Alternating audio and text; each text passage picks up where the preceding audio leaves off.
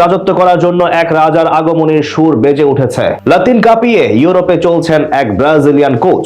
মাঝে তার মাথায় উঠতে পারে জাতীয় দলের সেরার মুকুটও, নিতে পারেন ব্রাজিল দলের ডাগ আউটের দায়িত্ব, এবং যার কোচিং ক্যারিয়ারের গল্পটাও কিনা মিলে যাচ্ছে আর্জেন্টাইন বিশ্ব চ্যাম্পিয়ন স্ক্যালোনির সঙ্গে। কে এই বিশ্বমানের কোচ যার আগমনের আলোকিত বার্তা পড়ছে পুরো দুনিয়াতে? তা নিয়ে বাকিটা জানবো রিপোর্টে। সর্বশেষ ফিফা ক্লাব বিশ্বকাপের সেমিফাইনাল, লাতিন মহাদেশীয় শ্রেষ্ঠত্বের আসর কোপা লিবার্তাদোরেসের চ্যাম্পিয়ন। এরপর সর্বশেষ গ্লোবাল কাপে ইউরো চ্যাম্পিয়ন ফরাসি জায়ান্ট পিএসজি বিপক্ষে লড়াই করেছে ব্রাজিলিয়ান ক্লাব ফ্লামেঙ্গো, যার কারণে ব্রাজিলিয়ান ক্লাবটির প্রশংসাতে মেতে উঠেছে চারদিকে। কিন্তু এসব ঈর্ষণীয় সাফল্যের পিছনে লুকিয়ে আছেন একজন নায়ক, নাম তার ফিলিপে লুইজ। মূলত ফুটবল 11 জনের খেলা হলেও চর্মগোলকের এই লড়াইয়ে ডাগ আউটে দাঁড়িয়ে ওস্তাদরাই নাড়েন সব কলকাঠি। তিনি পরিস্থিতি অনুযায়ী সিদ্ধান্ত নেন। কোচদের ট্যাকটিক্স বা রণকৌশল সাজানোর উপরেই নির্ভর করে দলের 60% সাফল্য। এখানে দ্বিমত হবার কোনো সুযোগ নেই। যার মানে ব্রাজিলিয়ান ক্লাব ফ্লামেঙ্গোর যে ঈর্ষণীয় সাফল্য এসেছে সাম্প্রতিক কালে, তার মূল কারিগর ফিলিপে লুইজ। ক্লাব বিশ্বকাপে দলকে নিয়ে ছুটছেন দুর্দান্ত গতিতে, শেষ 4 পর্যন্ত কোয়ালিফাই করেছেন। এরপর তার ট্যাকটিক্স জাদুতে কোপা লিবার্তাদোরেসের শিরোপাও এসেছে তাদের ঘরে। এবার গ্লোবাল কাপে লুইস এনরিকের পিএসজি বর্তমান ইউরোপের এলিট পাওয়ার।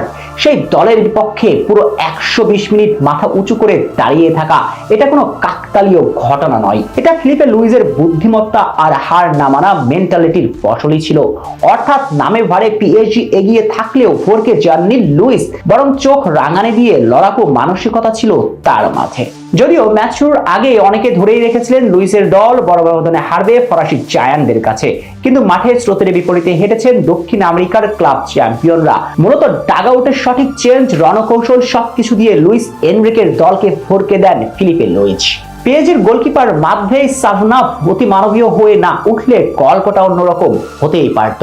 তবে শেষ পর্যন্ত ফ্লামেঙ্গোর জিতা হয়নি ট্রফি, তবে ঠিকই লুইস জিতে নিয়েছেন ক্লাব সমর্থকদের মন। অবশ্য জয় পরাজয় আসবে, এর মাঝে একটা জিনিস পরিষ্কার, ফিলিপে লুইজ জানেন বড় ম্যাচে কিভাবে খেলতে হয়। খেলোয়াড় হিসেবেও এমন লড়াকু ছিলেন লুইস, কোচ হিসেবেও ঠিক তেমনই। ফ্লামেঙ্গোকে গড়ে তুলেছেন শক্ত ডিফেন্স, ফিয়ারলেস ফুটবল। অর্থাৎ আগামী দিনে যে বড় মঞ্চের ডাগ আউটের দায়িত্ব নিতে চলেছেন দিবালোকের মতো তা সত্য হয়ে দাঁড়িয়েছে। তাহলে কি নিজ দেশ সেলেসাওদের ডাগ আউটের দায়িত্ব নিতে চলেছেন লুইস? এমনটা হবার সম্ভাবনা অবশ্য আপাতত কম, কারণ সিডিএফ 2030 সাল পর্যন্ত চুক্তি করতে যাচ্ছেন কার্লো আনচেলত্তির সঙ্গে। তার মানে আপাতত কোনো সম্ভাবনা নেই ব্রাজিলের ডাগ আউটে দাঁড়ানোর লুইসের।